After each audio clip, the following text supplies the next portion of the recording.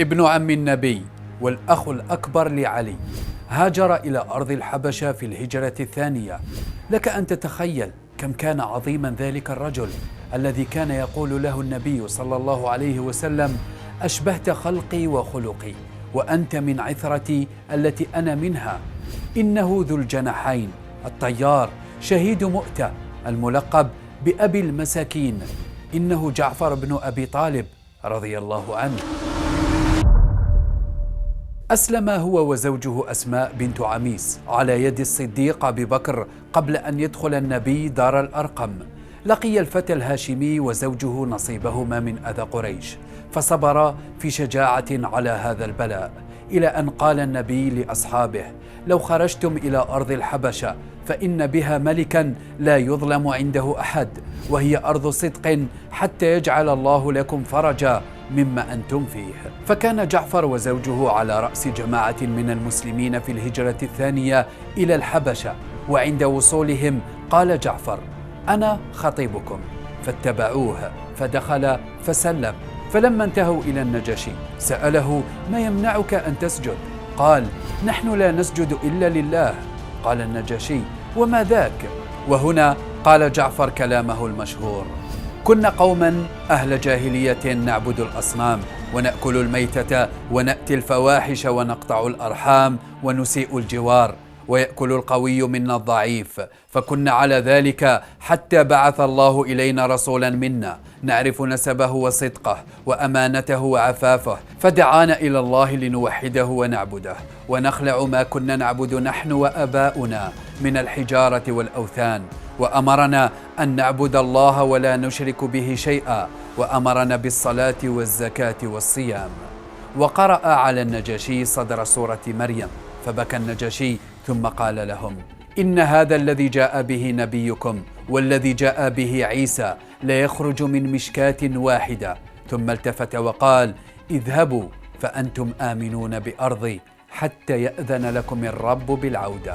وفي السنة 7 للهجرة غادر الحبشة مع نفر من المسلمين متجهين إلى يثرب، فلما بلغوها كان رسول الله صلى الله عليه وسلم عائدا لتوه من خيبر بعد أن فتحها الله له، ففرح فرحا شديدا، فعانقه وقبل ما بين عينيه وهو يقول: ما أدري بأيهما أنا أفرح، بقدوم جعفر أم بفتح خيبر. وفي أوائل السنة 8 للهجرة بعث رسول الله صلى الله عليه وسلم أول جيش لمنازلة الروم في بلاد الشام، وأمر على الجيش زيد بن حارثة وقال: إن قتل زيد فجعفر، وإن قتل جعفر فعبد الله بن رواحة.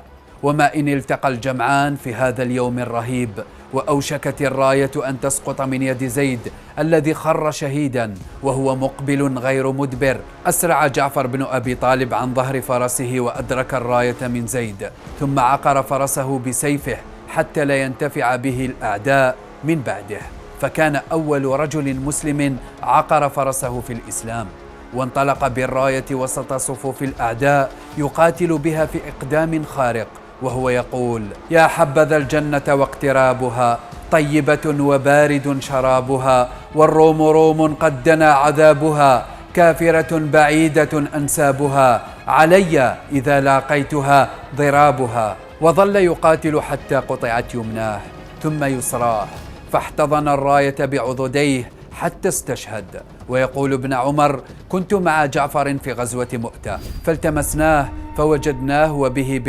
90 جراحة، ما بين ضربة بسيف وطعنة برمح. وبإبلاغه الخبر قدم رسول الله إلى بيت ابن عمه جعفر، فلقي زوجته أسماء بنت عميس تتأهب لاستقبال زوجها الغائب، فهي قد عجنت عجينها وغسلت بنيها وألبستهم.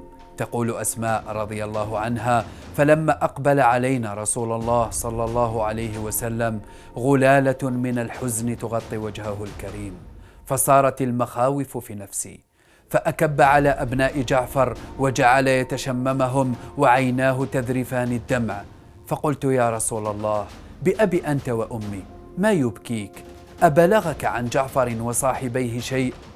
قال: نعم، أصيبوا، عند ذلك غاضت البسمة من وجوه الصغار وصاروا كأن على رؤوسهم الطير. وذكر أن فاطمة رضي الله عنها دخلت وهي تبكي وتقول: وعماه وعماه.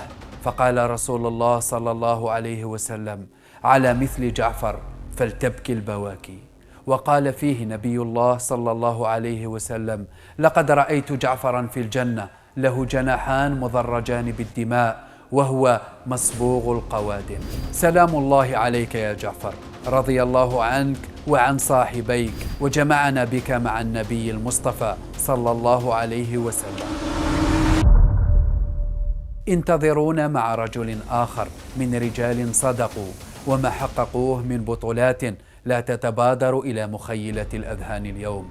السلام عليكم ورحمة الله تعالى وبركاته.